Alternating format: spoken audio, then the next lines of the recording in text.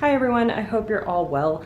Today I'm going to be talking about all things laundry. Now this is a much requested topic, which I think makes sense because if you have a small wardrobe like I do, I have 32 items of clothing for the entire year. That means that you're going to be wearing and staining and laundering those items more often than you would otherwise if you were spreading the same wear and tear across more items of clothing. So that makes taking care of and maintaining your wardrobe all the more important. Now, to be fair, things are going to wear out eventually. I think if you really live in your clothing like I do, then that is inevitable, but there are a few habits and hacks that I've picked up over the years that I think have allowed me to get more use out of my clothing than I otherwise would. So let's jump right into them.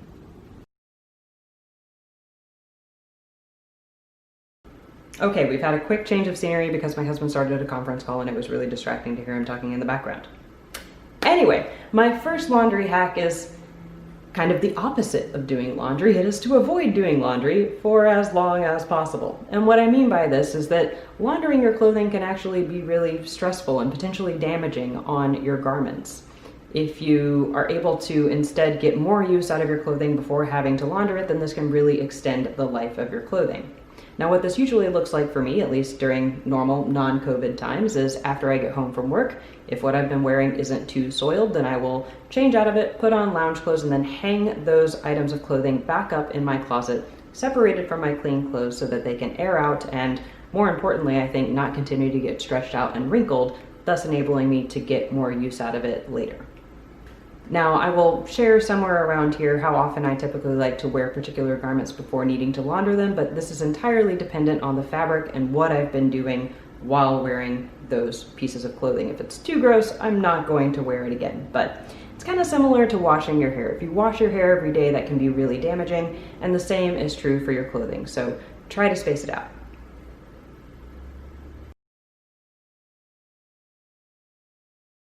My next tip is to actually pay attention to what ends up in your laundry bin.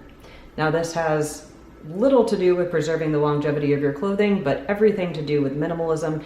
Your laundry routine can be a great way to determine what you actually wear if you're in the process of decluttering your wardrobe or trying to hone in on your style. Actually take notes on what ends up in your laundry bin. This will give you a really unbiased view into what you actually wear, what you feel good in, and what you feel comfortable in. Now, another technique that's really similar to this is the hanger flip technique, where it's kind of after you've done your laundry and worn these items, when you put them back in your closet, flip the hanger around to indicate that you've actually worn those pieces. Or you can do what I do, which is kind of using separate areas of your closet to distinguish what you've worn from what you haven't. The point remains the same. This is a really great way to show what you actually wear. And if you decide to do this, the one caveat I will throw in is please give yourself license to wear your favorite pieces and don't just preserve those favorite pieces for special occasions or something. Really allow yourself to wear whatever it is you feel like wearing, and this will help you to see what it is that you actually gravitate towards in your closet to help make those decisions easier.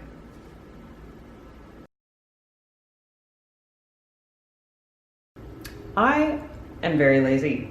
I wash most things in my washer. I wash everything in the washer, but I don't dry everything in the dryer. I find that the drying part of the process can be really damaging for certain articles of clothing. So things like sweaters for sure, swimsuits, bras, most of my tops I don't actually put in the dryer. These items I will instead either hang to dry or dry flat on my drying rack.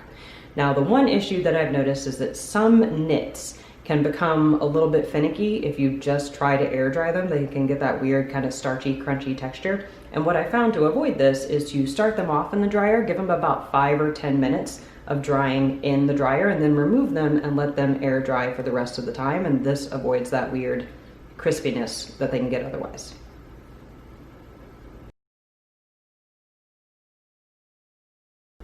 A small but related note about drying clothing is if you are going to use your dryer to dry your clothes, then remove your clothing from it immediately once the cycle is finished and hang those items up or fold them to avoid wrinkles setting in and then having to further damage your clothes with something like ironing.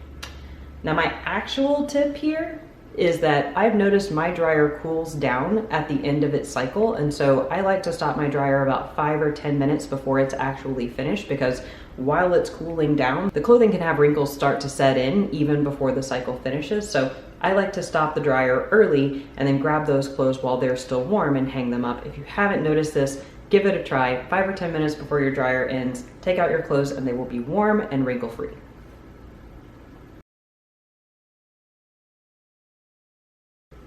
These are really popular now, but if you don't already depill your sweaters using a sweater shaver like I have, or a sweater comb, or a sweater stone, or a sweater, whatever kind of depilling device, then you really need one in your life.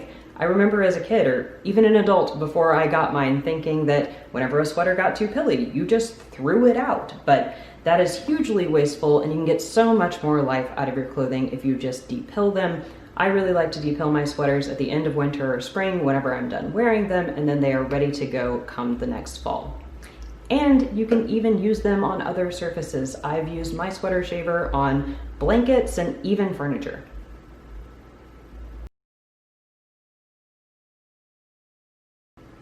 My last tip is actually kind of a new one for me, and I'm sure my grandmother is going to be out there somewhere saying duh, but it is to use white vinegar and baking soda to remove deodorant buildup from dark items of clothing. You can also use white vinegar to remove that kind of yellowing underarm stain on lighter items of clothing. For a long time, I thought that that was a sweat stain. It's actually a reaction that happens whenever salt from an antiperspirant reacts with sweat. And so the very thing that you are using to try to prevent that stain is actually the perpetrator. Fun. Anyway, a while ago, I had actually decluttered several articles of clothing from my wardrobe because of deodorant buildup or staining, including the shirt that I am wearing right now. And I was on my way to recycle them whenever COVID hit, and so I decided, well, I can't get rid of these, I might as well try this technique, and if it ruins the garments, then I'm no worse off. But the results have been dramatic. It hasn't 100% removed the stains, but you would actually have to be in my armpit to see them, so that's allowing me to get a lot more use of those articles of clothing that I had all but gotten rid of. So if you're struggling with the same issue, get some white vinegar. It changes the game completely. Okay, those are my top laundry hacks for maintaining a minimalist wardrobe. I hope some of those tips are useful for you if you are in the process of downsizing, or if you already have a small wardrobe and you're struggling to keep your clothing in shape. These tips have really been lifesavers for me. Okay, that's gonna be it for me today. As always, thank you so much for watching. Please stay safe out there, wear a mask, wash your hands, wash your clothes, and I'll see you next time.